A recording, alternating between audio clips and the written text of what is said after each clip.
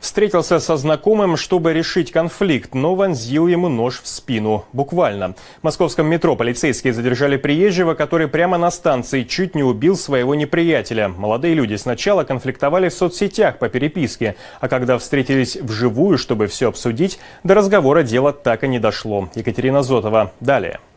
Станция метро «Автозаводская». Двое приятелей ждут встречи со знакомым. Но когда он подходит, становится ясно, намерения у молодых людей отнюдь не дружеские. Вот один из парней бьет другого в спину. В руке у него нож.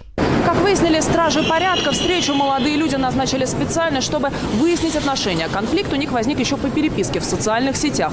Обсудить разногласия решили вживую. Однако при встрече злоумышленник не дал оппоненту сказать и слова. Два проникающих ножевых ранения моментально лишили парня дара речи. На этих кадрах видно, противостоять обидчику парень явно не в силах. Останавливает буйного друга третий участник встречи. А после оба бегут к эскалатору. Подозреваемый был оперативно задержан стражами порядка, несущими службу на платформе, и доставлен в комнату полиции для дальнейшего разбирательства.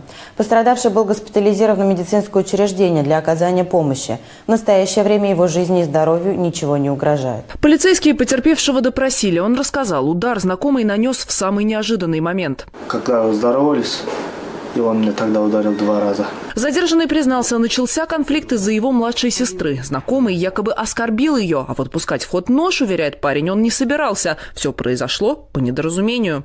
Он пришел и руку поднял. А я подумал, что у него нож, и я свой вытащил. И пырнул 2 раза. И за это теперь ответят перед законом. Молодому человеку грозит реальный тюремный срок по статье «Хулиганство».